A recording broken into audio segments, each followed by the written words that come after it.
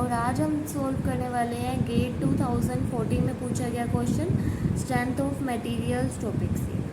तो क्वेश्चन में क्या बोला है, the values of axial stress in kilo newton metre square, bending moment in kilo newton metre and shear force in kilo newton acting at a point P shown in the figure are.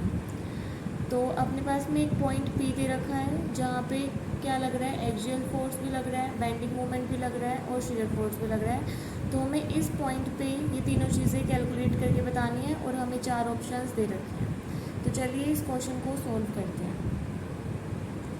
तो सबसे पहले हमें क्या चीज़ बतानी है, axial stress बताना है। तो जो एक्सियल स्ट्रेस होता है उसका फॉर्मूला होता है लोड डिवाइड बाय में एरिया।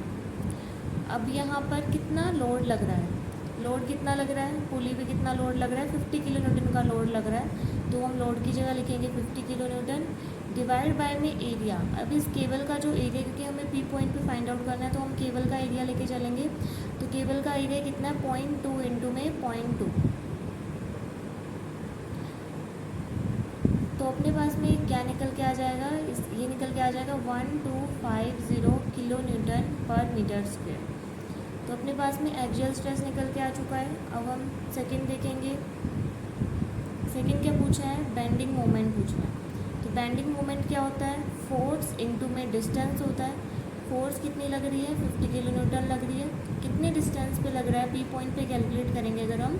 अगर हम पी पॉइंट पे कैलकुलेट करेंगे तो फोर्स कितनी लग रही है, 50 किलो न्यूटन की लग रही है। और कितने परपेंडिकुलर डिस्टेंस कितना है, 3 मीटर का है। तो इसको हम लोग 3 से मल्टीप्लाई कर देंगे तो ये आ जाएगा 150 किलो न्यूटन मीटर।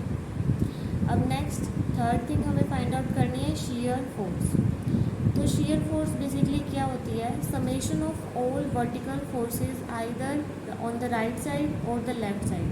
तो हमें राइट साइड में कितनी वर्टिकल फोर्सेस दे रखी है, एक ही वर्टिकल फोर्स दे रखी है जिसका समेशन 50 किलो न्यूटन ही है। तो अपने पास जो shear फोर्स आ जाएगी वो भी 50 किलो न्यूटन के इक्वल आ जाएगी। तो अपने पास में shear फोर्स आ गई है, बेंडिंग मोमेंट आ गया है और एक्सियल